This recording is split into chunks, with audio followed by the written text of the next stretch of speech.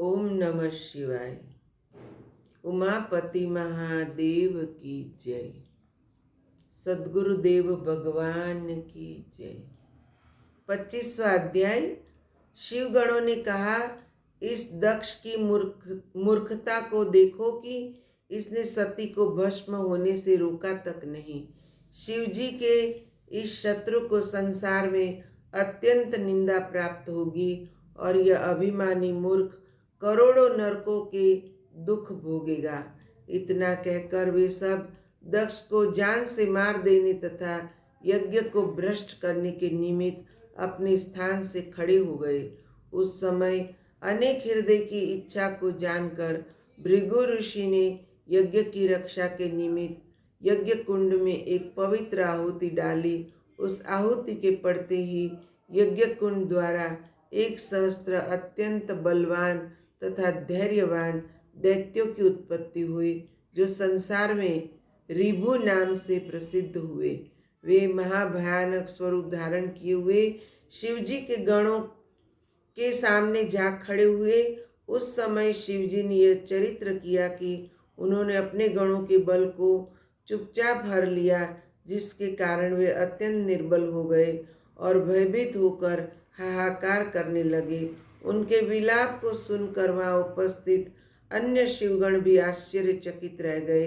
जब उन सब ने यह देखा कि वे उन दैत्य से युद्ध करने में अशक्त हैं और सती के वियोग को सहन करने में असमर्थ हैं, तो उन्होंने अपनी स्वामिनी के साथ ही अपने प्राण दे देने को उचित समझे। यह निश्चय करने के उपरांत उनमें से किसी ने अपने मस्तक को और किसी के अन्य अंग को काटकर स्वयं ही अपना वध कर डाला। इस प्रकार जिस स्थान पर सती ने अपना शरीर त्यागा था, उसी स्थान पर शिवजी के 20 सहस्त्र गण भी मृत्यु को प्राप्त हो गए। हे नारद, इस दृश्य को देखकर सभा में उपस्थित सभी लोग अत्यंत चिंतित हुए। उस समय मेरा तथा विष्णु का श्वास शीघ्रता पूर्वक चलने लगा। पहले तो सब लोग मौन खड़े रहे, फिर कोई विष्णु की स्तुति करने लगे तथा कोई अन्य किसी की प्रार्थना करने में संलग्न हो गया। इस प्रकार संपूर्ण यज्ञशाला में दुख भर गया। प्रसन्नता और आनंद का कोई भी चिन्ह शेष न रहा। अकेले दक्ष की मूर्खता के कारण उस महापाप का भागी सभी को होना पड़ा। तदुपरांत जो थोड़े से शिवगण शेष रह गए, उन्होंने शिव जी के पास पहुंचकर संपूर्ण वृत्तांत कह सुनाया। वे बोले, हे प्रभु, दक्ष ने सती जी के पास पहुंचकर अत्यंत अपमान किया था। अकेली दक्ष पत्नी ही ऐसी थी जिन्होंने उनका हार्दिक स्वागत किया। अन्य सब लोग तो अंत तक दक्ष के ही साथ बने रहे। अपने गणों द्वारा यह समाचार प्राप्त कर शिवजी क्रुद्ध हुए।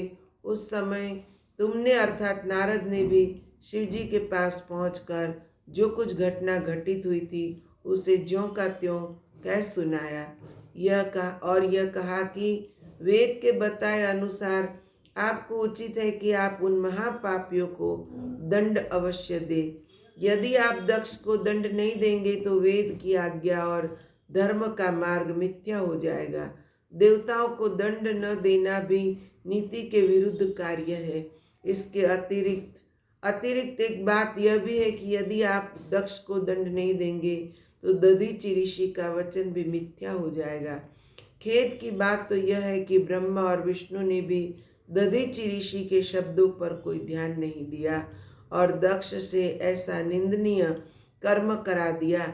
हे नारद, तुम्हारी बात तो सुनकर शिवजी ने अपने मन में विचार किया कि यद्यपि ब्रह्मा, विष्णु, देवता, ऋषि, मुनि एवं ब्राह्मण मुझे अति प्रिय है, तो भी वेद की आज्ञा सबसे ऊंची है। यह निश्चय कर भगवान शिव शंकर ने अपने गणों को अभय दान दे दिया।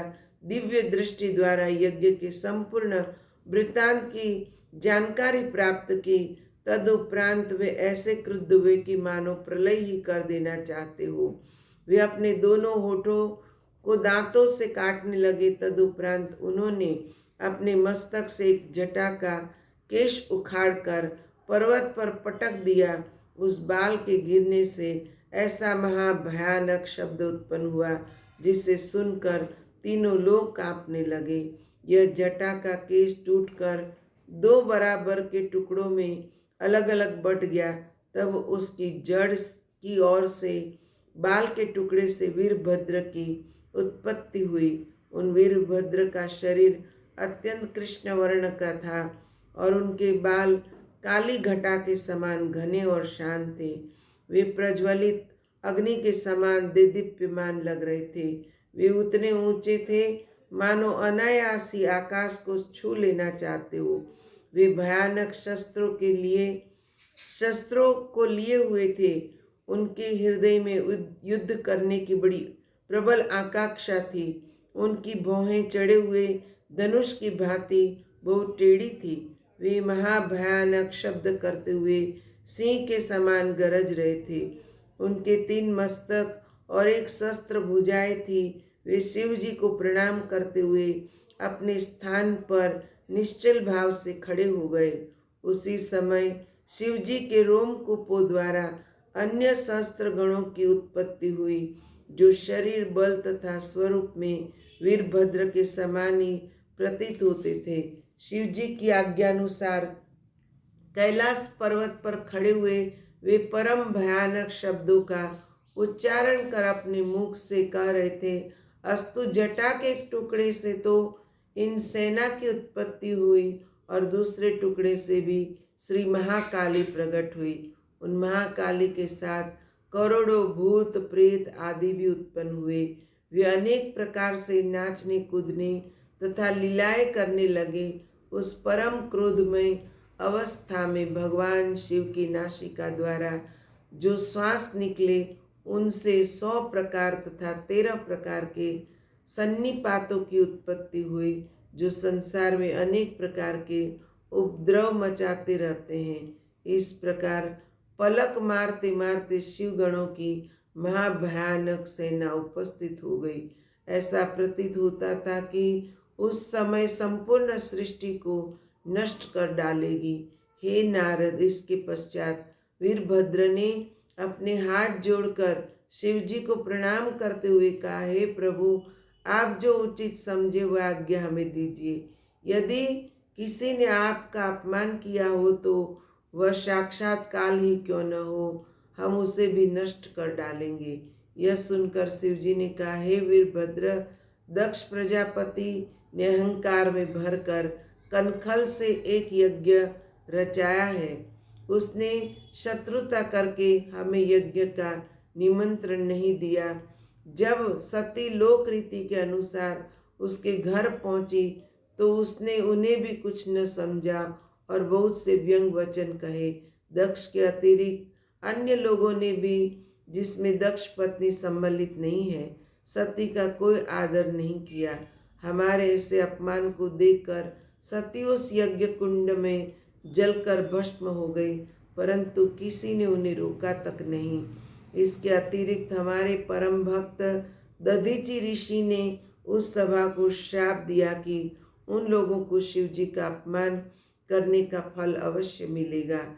अस्तु, तुम लोग दक्ष के यज्ञ में जाकर उसे भ्रष्ट कर डालो और हमारा अपमान करने वाले दक्ष का मस्तक काट डालो।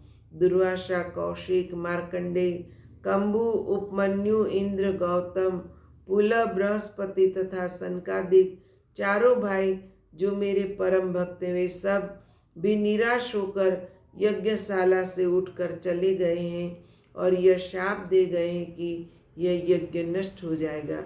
अस्तु, मैं अपने इन भक्तों का वचन सत्य करने के हेतु तुम्हें आज्ञा देता हूँ कि तुम गणों को साथ ले निर्भय होकर दक्ष के यज्ञ में जा पहुँचो और किसी प्रकार का कुछ भी विचार न करते हुए जिसको जो उचित हो वह दंड दो। शिव जी की इस आज्ञा को सुनकर वीरभद्र ने अत्यंत प्रसन्न हो मां भयानक स्वर में गर्जना की। तदुपरांत उन्होंने शिव जी की परिक्रमा एवं स्तोत्र द्वारा स्तुति की। फिर वे करोड़ों गणों की सेना तथा महाकाली के साथ लेकर दक्ष यज्ञ को विध्वंस करने के लिए वहाँ से चल दिए। अस्तु, यहाँ पर 25वां अध्याय हम पूर्ण करते हैं। ओम नमः शिवाय। उमापति महादेव की जय। सियावर रामचंद्र भगवान की जय। सद्गुरुदेव भगवान की जय। कृष्ण कन्हैया लाल की जय।